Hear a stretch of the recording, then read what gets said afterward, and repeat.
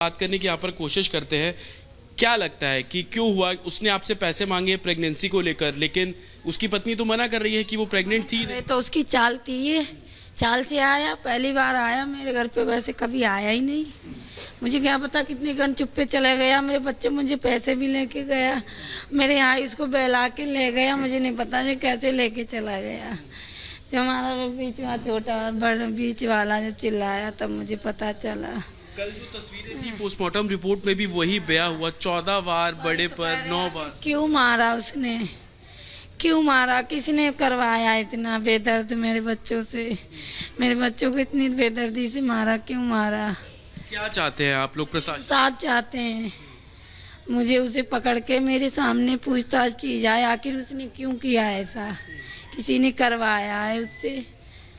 आपको क्या लगता है कि जावेद के पीछे भी कोई और हो सकता है? कुछ हो सकता है, जरूर हो सकता है, क्योंकि हमारी उससे कभी कोई वही नहीं था, ना कोई कभी आना जाना, ना किसी, खाली बच्चे बाल कटाते थे बस। भैया बोलते थे बच्चे उससे भाई, हर किसी, आपसे भी भैया बोलेंगे, हर किसी से बच्चे हमारे भैया ही बोलते थे। अच्छा, साजिद की पत्नी से जब हम लोग कल बात कर रहे थे तो उसने बताया कि 2021 में उसका बच्चा पैदा हुआ, वो मर गया, पिछले साल भी उसका बेटा पैदा हुआ, वो मर गया। क्या लगता है कि ये भी कारण हो सकता है बच्चों से नफरत करने का? आप मुझे नहीं पता है, वो तो वही जाने क्या है। अब हमें मुझे नहीं पता है, बस हमें इंसाफ चाहिए। साजिद का एनकाउंटर हुआ, लगता है कि कार्रवाई की पुलिस ने? हाँ की, और अब रह गए वो शादी रह गया, बस उसको के भी पकड़ना चाहिए। और हमारे पति की भी ऐसे हमारे लोगों की कहाँ सुरक्षा हो जाएगी? हमारा एक बेटा रह गया, हमारे पति हैं, हमारा कौन है? हम लोगों को नहीं खतरा है यहाँ पे? जब हमारे बच्चों को जो दिन दहाड़े मार सकते हैं तो हम लोगों को क्या पता कितने टाइम मार दें। मुझे पूछताछ करी जाए और बुला के मेरे सामने करवाई जाए। तो ये पीड़ित परिवार है, हालांकि इंसाफ की मांग ये लगातार कर रहे हैं। इनका कहना है कि जिस तरीके से ये वाकया हुआ, साजिद का एनकाउंटर हुआ, वो तो ठीक, इंसाफ मिलना चाहिए और इंसाफ की ही गुहार पीड़ित परिवार करता हुआ नजर आ रहा है। जी बिल्कुल, तो आपने सुना कि जो मृतक बच्चों के माता पिता हैं उनकी तरफ से क्या कुछ कहा गया है। अब आपको बताते हैं, रिपब्लिक भारत से मृतक बच्चों के पिता ने साफ तौर पर कहा है कि जावेद की गिरफ्तारी हो। परिवार ये भी कह रहा है कि पुलिस ने अच्छा काम किया है, मामले की पूरी जांच होनी चाहिए, क्योंकि परिवार को यह आशंका है कि इसके पीछे किसी तीसरे व्यक्ति का हाथ भी हो सकता है जिसने ये सब कुछ करवाया है। लेकिन पूरा सच तब सामने आएगा जब जावेद पकड़ा जाएगा और उससे पूछताछ होगी। और अजय का रुख कर लेते हैं। अजय, फिलहाल ये देखा जा रहा है कि परिजन कह रहे हैं मृत बच्चों के हक की हमें इंसाफ चाहिए, लेकिन जावेद की तलाश के लिए पुलिस की टीमें जगह जगह पर लगी हुई हैं। क्या कुछ जानकारी मिल पा रही है अभी तक?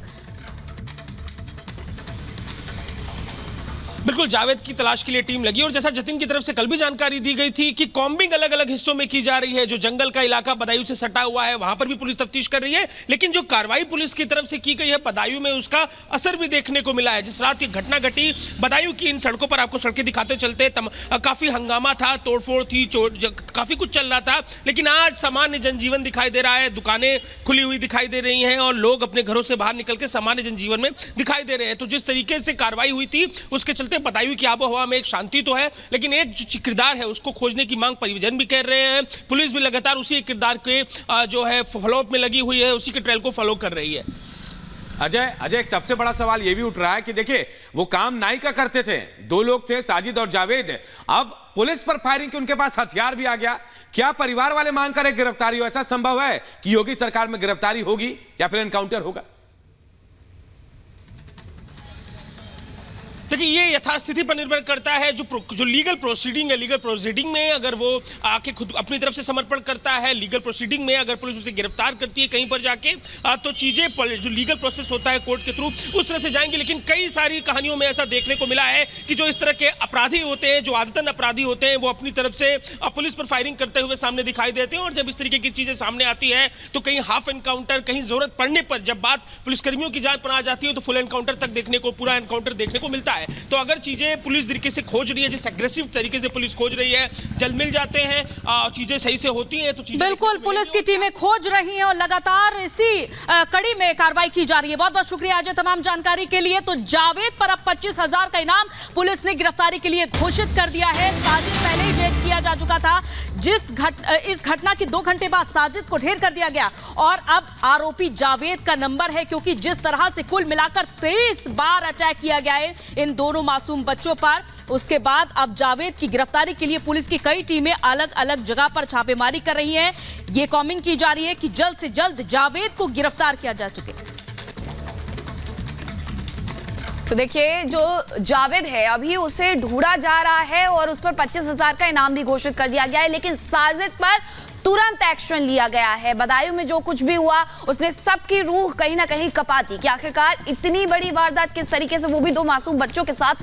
साजिद जिससे 3 घंटे के अंदर ही एनकाउंटर में ढेर कर दिया जाता है, लेकिन जावेद अभी भी फरार है। उसे लेकर के जगह जगह छापेमार कार्रवाई की जा रही है, लेकिन समाजवादी पार्टी ने इस पर घटिया राजनीति शुरू कर दी है। क्या कुछ समाजवादी पार्टी कह रही है, इस रिपोर्ट में आपको दिखाएंगे। प्रदेश का बदायूं जिला मासूमों के डबल मर्डर से दहल उठा। इस वारदात के बाद हर किसी की मनोदशा अलग अलग है। इस हत्याकांड में जहां साजिद और जावेद की हैवानियत दिखी, वहीं गुस्साई भीड़ का आक्रोश भी दिखा। जहां पड़ोसियों की हमदर्दी दिखी, वहीं अपराध और अपराध के खिलाफ पुलिस की मुस्तैदी भी दिखी। लेकिन इन सभी भावनाओं से हटकर इन लोगों की मनोदशा को शायद ही कोई समझ सके।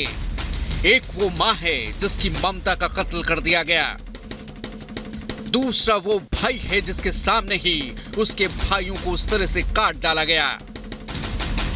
जरा सोचिए इस मासूम के मन पर कितना आघात पहुंचा होगा।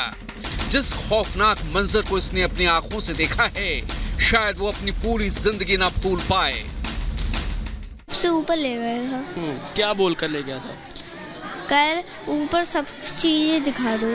फिर मेरे छोटे भाई से चाय मंगवाया, मैं सबसे छोटे वाले भाई से पानी मंगवाया। फिर मैं बड़े भाई को तो पहले ही मार दिया, फिर मेरा जैसे छोटा वाला भाई पानी लेकर आया उसको भी मार दिया। फिर मैंने देखा मेरे भाई पड़े था, उनके अंदर से बहुत सारा खून निकल रहा था। इस मासूम ने अपने भाइयों को बचाने के लिए शोर मचाया, अपनी मां को बुलाया, लेकिन हत्यारे अपने मंसूबे में कामयाब हो गए थे। एक मां की गोद उजाड़ चुके थे। ये मां जब तक कुछ समझ पाती, उससे पहले साजिद और जावेद मौके से फरार हो गए। उससे ऊपर ले गया, ऊपर ले जाके छोटे को भेज दिया कि तू जा पानी ले आ और मुझे आइस तू आ जा हमारे साथ। वो चलेगा ऐसे, तब तक गेट बंद करके उसका काम कर दिया, मर्डर कर दिया। तब तक भी छोटा वाला गया, उसके हाथ से गिलास गिरा। हमने देखा तो हमारा बीच वाला भी खून से लथपथ आया, छोटा वाला उसको भी मार दिया। और जो हमारा जो बीच वाला है उस पर भी हमला किया, वो भाग के आके गिरते हुए आया, सीधे यहाँ पे खड़ा हुआ। यहाँ से तो मैंने गेट बंद कर दिया, इसका भी और दुकान का भी। तब मैंने पुलिस को फोन किया, तब उसे पकड़वाया। जिस प्रदेश में माफियाओं और अपराधियों के खिलाफ जीरो टॉलरेंस वाली नीति लागू हो, वहां ऐसा जघन्य अपराध अक्षम्य है। पुलिस को वारदात की जानकारी मिली तो प्रशासनिक अमला एक्टिव हो गया। वारदात के महज 3 घंटे के भीतर ही हत्यारे साजिद को जहन्नुम पहुंचा दिया गया। वहीं दूसरे आरोपी जावेद की सरगर्मी से तलाश जारी है। जावेद को इस वारदात की अहम कड़ी के तौर पर देखा जा रहा है। माना जा रहा है कि जावेद के पकड़े जाने से इस हत्याकांड की वजह का खुलासा हो पाएगा। यही वजह है कि पुलिस ने जावेद के सिर पर 25,000 का इनाम घोषित कर दिया है।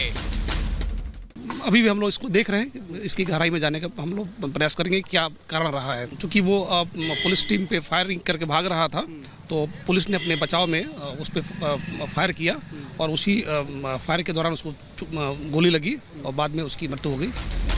साजिद के एनकाउंटर को जहां पीड़ित परिवार और स्थानीय सही ठहरा रहे हैं, तो वहीं जिला प्रशासन ने एनकाउंटर के मजिस्ट्रेट जांच के आदेश दे दिए हैं। पुलिस और प्रशासन जहां अपना काम कर रहे हैं, वहीं विपक्ष ऐसे संवेदनशील मुद्दे पर सियासी रोटियां सेकने में जुट गया है। सपा अध्यक्ष अखिलेश यादव ने जब कानून व्यवस्था पर सवाल खड़े किए, तो बीजेपी ने करारा पलटवार किया। जीरो टॉलरेंस पॉलिसी जीरो है। 2 भाइयों की तो जान चली गई ना, क्या उनके भाइयों की जान नहीं बचाई जा सकती थी अगर पुलिस पहले से काम करती तो अपनी नाकामी को छिपा नहीं सकते इस तरीके से। ये इनकाउंटर से नाकामी नहीं छिपनी है। योगी आदित्यनाथ सरकार ने ऐसे किसी भी मामले में पूरी कठोरता से कार्रवाई करने का हमेशा उदाहरण दिया है। इस मामले में भी एनकाउंटर करके अपराधी को मार गिराया है। अगर सत्ता सपा की होती तो समाजवादी पार्टी की सत्ता में ऐसे अपराधियों को सत्ता का संरक्षण होता। सियासतदान जहां इस वारदात को अपनी सहूलियत के हिसाब से भुनाने में जुटे हैं, तो वहीं पुलिस का फोकस जावेद की गिरफ्तारी पर है। अब देखना होगा कि आखिर जावेद की गिरफ्तारी कितनी जल्दी होती है और उसके पकड़े जाने पर कौन से राज बेपर्दा होते हैं। Bureau report, Republic Bharat.